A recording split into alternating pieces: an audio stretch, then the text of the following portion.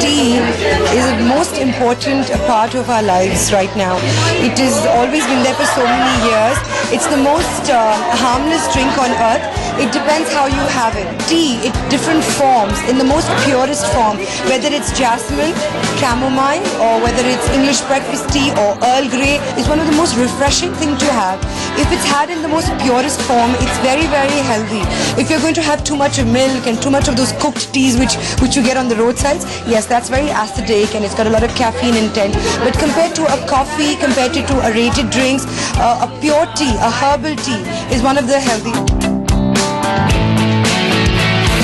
As far as fitness is concerned, you've got so many various types of, so many types of teas which could fit into your fitness regime. Things like chamomile to calm you down, a mint tea to pep you up, things like that. And green tea, antioxidants, and for fat loss as well.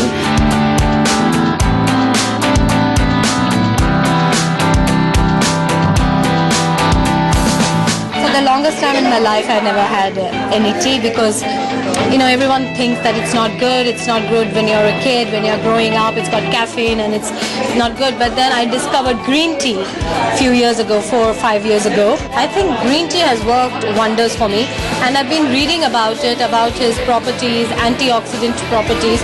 I think I personally think it's fantastic.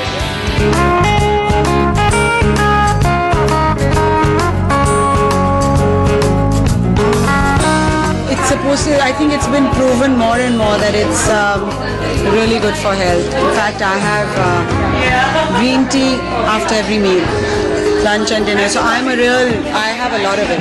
I have it now because I've gotten used to having, it's like something warm to have after a meal, and it's supposed to be good. It's supposed to have antioxidants and it's supposed to be good for digestion, and it's a nice warm feeling after a meal, Chamomile tea is more recommended after you've had your food and lunch and dinner for digestion, so it aids in that. Whereas you have Earl Grey, which is more of an afternoon tea.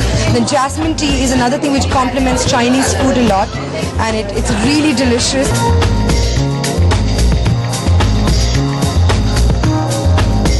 Well, I really don't know the scientific background, but I do know the tea also contains caffeine. So it is definitely a pick-me-up. But I think that it doesn't have the same effect that coffee has. Coffee is much more addictive, as far as I know. So I know it's definitely a very healthy drink to have. And it is a pick-me-up in the morning, for sure.